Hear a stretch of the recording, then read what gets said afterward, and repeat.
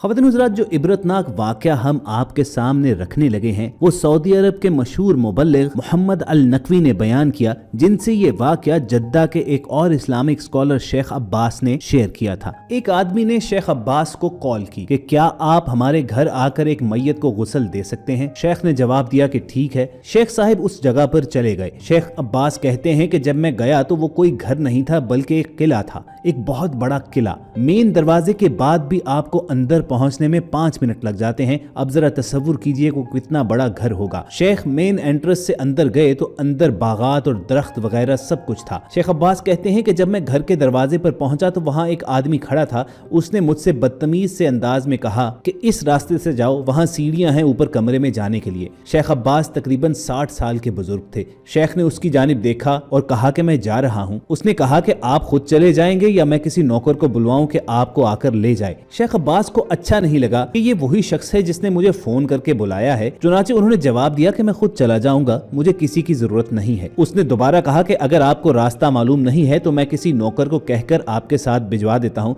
शेख ने उसे देखकर जवाब दिया कि देखो, मैं तुम्हारा कोई नौकर नहीं हूँ, मैं यहाँ मुकद्दस फरीजा सरंजाम देने आया हूँ। मैं ये फी सबीलिल्लाह कर रहा हूँ, मैं ये खुद करूंगा या तुम किसी और को कह दो कि वो आकर कर ले। उस शख्स ने जवाब दिया कि ठीक है, आप जाइए। शेख अब्बास कहते हैं कि वो घर इतना बड़ा और साफ था कि आप अपना चेहरा टाइल्स के अंदर देख सकते थे। उसके बाद वो वहां उस बेडरूम के अंदर गए। शेख कहते हैं कि वो बेडरूम साइज में काफी बड़ा था, लेकिन वहां पर 2 से 3 नौकरों के अलावा कोई मौजूद नहीं था। शेख अब्बास गए ताकि मैयत को देख सकें। उसका जिस्म एक चादर से ढका हुआ था। जब शेख अब्बास ने कपड़ा हटाया ताकि चेहरा देख सकें तो उन्होंने देखा कि उसके नाक और कान से चींटियां निकल रही थीं और उसके गर्दन पर चिपकी हुई थीं। और जब मजीद कपड़ा हटाया तो उन्होंने देखा कि पूरे जिस्म पर छोटी छोटी चींटियां मौजूद थीं। शेख हैरान रह गए। नीचे फर्श पर देखा तो सब कुछ साफ था, कुछ नहीं था। तो फिर ये चूंटियां कहां से आ रही थीं और ये चूंटियां पूरे जिस्म पर घूम रही थीं। शेख अब्बास कहते हैं कि मैंने कपड़ा वापस डाल दिया कि मैं ये कैसे करूंगा। वो कहते हैं कि मैंने एक और शेख को कॉल की। उसने कहा कि मुझे ये फला फला मसला है, मैं तो नहीं आ सकता। शेख अब्बास ने एक दूसरे स्कॉलर को कॉल की। उसने कहा कि अब्बास, अगर आप मुझसे मुरव्वजा गुस्ल के तरीकों के बारे में पूछें तो मैं बता सकता हूँ। अगर आप मुझसे सवाल करें कि एक जली शुदा लाश को कैसे गुस्ल दिया जाता है तो मैं आपको जवाब दे दूंगा। अगर आप मुझे टुकड़े टुकड़े जिस्म के गुस्ल के बारे में पूछें तब भी मैं आपको बता सकता हूं। लेकिन मैयत की जो हालत आप मुझे बता रहे हैं, ऐसा तो किसी किताब में दर्ज नहीं है। आप जो करना चाहते हैं करें, मैं कुछ नहीं कह सकता। यानी उसने साफ हाथ खड़े कर दिए कि मैं आपको किसी किस्म का मशवरा नहीं दे सकता। शेख अब्बास ने वहां खड़े नौकरों से दरियाफ्त किया कि इस मरहूम की औलाद में से यहाँ पर कौन कौन है। उन्होंने जवाब दिया कि कोई भी नहीं। शेख अब्बास ने दरियाफ्त किया कि वो शख्स जो मुझे नीचे मिला वो कौन था। उन्होंने जवाब दिया कि कोई नहीं। मर जाने वाला वो आदमी इतने बड़े घर में नौकरों के साथ अकेला रहा करता था। शेख अब्बास कहते हैं कि उसके बाद मैं उस कमरे के बाथरूम की जानिब गया। मुझे अल्लाह की जानिब से ही ख्यालात आ रहे थे, वरना मैं नहीं जानता था कि क्या करूं। मैंने उस बाथरूम में मौजूद टब को पानी से भर दिया, फिर मैयत को नौकरों की मदद से उठाया और उसे टब के अंदर रख दिया। ये करने के बाद उसके जिस्म पर मौजूद चींटियां पानी के ऊपर तैरने लगी। शेख अब्बास ने यह अमल कई मरतबा दोहराया ताकि जिस्म से तमाम तर चींटियां साफ हो जाएं। फिर उन्होंने मैयत के जिस्म का मसाह किया तो सारी चींटियां चली गईं। लेकिन वो अभी तक हैरान थे कि इस कदर साफ सुथरे घर में जिस्म के ऊपर ये सारी चींटियां आ कैसे गईं। ना ही वहां पर कोई ऐसा सुराख मौजूद था कि कहीं बाहर से चींटियां आ जाती। लेकिन बहरहाल उन्होंने मैयत को पानी में से निकाल कर दोबारा बिस्तर पर रखा और वो मुरव्वजा आम तरीके से जिस्म पर मसाह करने लगे। उस पर इतर वगैरह लगाया जो आम तौर पर किया जाता है। फिर उन्होंने अपना काम खत्म किया, नीचे आए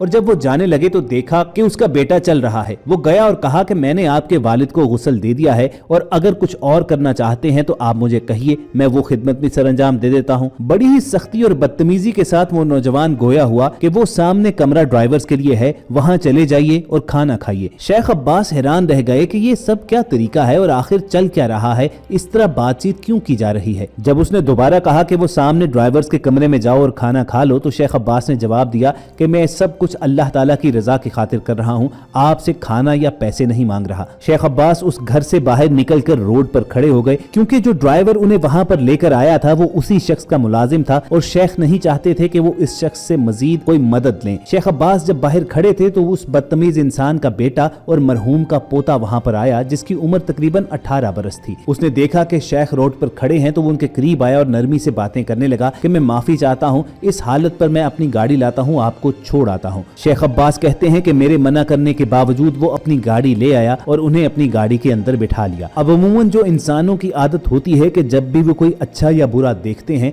तो ये जानने की कोशिश करते हैं कि इसके पीछे वजूहात क्या थी। चुनाचे शेख अब्बास ने ये जानना चाहा कि ये आदमी आखिर ऐसा क्या करता था कि उसके साथ मरने के बाद भी ये सलूक हो रहा है। शेख अब्बास ने उस लड़के से पूछा कि सुनो बेटे, ये शख्स कौन था जिसे मैंने गुस्ल दिया है? उसने जवाब दिया कि वो मेरे दादा थे। हम सभी जानते थे कि उनके जिस्म से चूंटियां निकल रही हैं, चुनाचे हम उनके बिल्कुल करीब नहीं गए थे क्योंकि हम नहीं जानते थे कि आखिर किया क्या जाए। शेख अब्बास ने उससे पूछा कि तुम्हारे ये मरहूम दादा जिंदगी में करते क्या थे? कुछ लम्हे खामोश रहने के बाद वो नौजवान गोया हुआ कि शेख, मेरे ये मरहूम दादा अपनी जिंदगी में अपनी वालदा के ऊपर हाथ उठाया करते थे। किसी की भी इज्जत की परवाह किए बगैर वो अपनी माँ पर तशद्दुद किया करते थे। शेख अब्बास कहते हैं कि मैं ये सुनकर हैरान रह गया कि आखिर कोई जिंदा आदमी ऐसी जलील हरकत भी कर सकता है। उस लड़के ने मजीद बताया कि मेरे दादा की माँ के चेहरे पर जख्म तक नजर आया करते थे। उनके चेहरे, हाथों, आंखों वगैरह पर मुस्तकिल जख्मों के निशान मौजूद रहते थे। फिर वो नौजवान मजीद बोला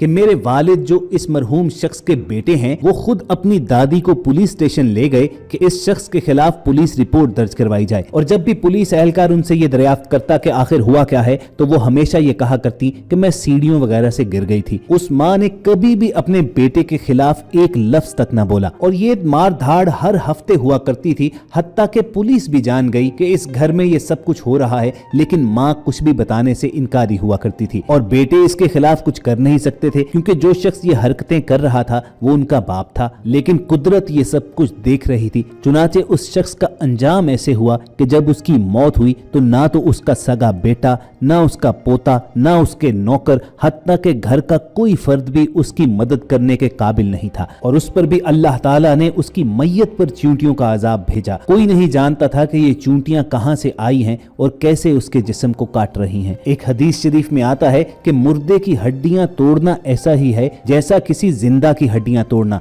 यानी मुर्दा भी वही दर्द महसूस करता है जो किसी जिंदा आदमी को होती है। तो जरा आप ये सोचिए कि उस मर जाने वाले शख्स के मुंह और नाक और कान और आंखों से चूंटियां बाहर निकल रही थी, अंदर जा रही थी, उसके पूरे जिस्म पर काट रही थी, तो उस पर क्या गुजर रही होगी। एक जिंदा आदमी तो चीख कर अपना दर्द बयान कर सकता है, लेकिन मुर्दा तो कुछ नहीं कर सकता, हाँ मगर दर्द का एहसास वही मौजूद है। चुनाचे इस बात पर तो तमाम उलमा का इत्तफाक है कि अपने वालिदैन के साथ किसी भी किस्म के सलूक का अंजाम आप ना सिर्फ आखिरत बल्कि दुनिया में भी देखते हैं। तो अल्लाह रब्बुल इज्जत से हरदम ये दुआ रहनी चाहिए कि जब तक हमारे वालिदैन जिंदा रहें हमें उनकी खिदमत करने की तौफीक दे और जब वो इस जहां से चले जाएं तो हमें उनके लिए सदकाए जारिया बना दे। अगर आपके दिल की भी यही सदा है तो कमेंट सेक्शन में आमीन जरूर लिखेगा। हमारी कोशिश होगी कि अपने इस चैनल के जरिए आप तक ऐसी ही मालूमाती और इस्लामी वीडियोस पहुंचाते रहें और ये वीडियोस हासिल करने के लिए आप रेड बटन पर क्लिक करके हमारे सब्सक्राइबर्स बन जाइए। जल्द आपसे मुलाकात होगी। अल्लाह हाफिज।